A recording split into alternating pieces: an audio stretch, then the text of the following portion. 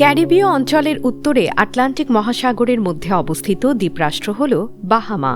এটি উত্তর আমেরিকা মহাদেশের অন্তর্ভুক্ত একটি দেশ। প্রায় ৭০০টিরও বেশি ছোট বড় দ্বীপ ও প্রবাল দ্বীপ নিয়ে বাহামা গঠিত। এর রাজধানী নাসাউ। মোট আয়তন প্রায় ১৩,৯০০ বর্গ কিলোমিটার।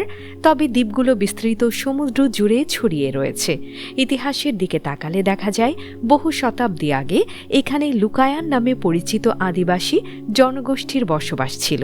পঞ্চদশ শতকে ইউরোপীয় অভিযাত্রী ক্রিস্টোফার কলম্বাস প্রথম এই দ্বীপপুঞ্জে পৌঁছান। এরপর ধীরে ধীরে ইউরোপীয় শক্তির প্রভাব বাড়তে থাকে। পরবর্তীতে ব্রিটিশরা এই অঞ্চলে নিয়ন্ত্রণ নেয় এবং দীর্ঘ সময় ব্রিটিশ উপনিবেশ হিসেবে শাসন করে। অবশেষে ১৯৭৩ সালে বাহামা স্বাধীন রাষ্ট্রে পরিণত হয়। রাজনৈতিকভাবে বাহামা একটি সাংবিধানিক রাজতন্ত্রভিত্তিক গণতান্ত্রিক দেশ।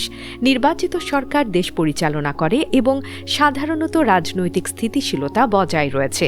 বাহামা তার অসাধারণ সমুদ্র সৈকত, নীল পানির সমুদ্র এবং দ্বীপভিত্তিক পর্যটনের জন্য বিশ্বজুড়ে পরিচিত।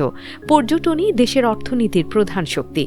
এছাড়া আন্তর্জাতিক ব্যাংকিং ও আর্থিক সেবাও অর্থনীতিতে গুরুত্বপূর্ণ ভূমিকা রাখে। নাগরিক সুবিধার ক্ষেত্রে রাজধানী ও প্রধান শহরগুলোতে শিক্ষা, স্বাস্থ্যসেবা ও পর্যটন ভিত্তিক অবকাঠামো তুলনামূলকভাবে উন্নত। তবে ছোট দ্বীপগুলোর অনেক জায়গায় সুযোগ সুবিধা সীমিত।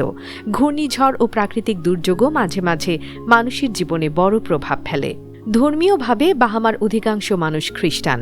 বিভিন্ন গির্জা ও ধর্মীয় প্রতিষ্ঠান এখানে সক্রিয়। মুসলিম জনগোষ্ঠী খুবই কম।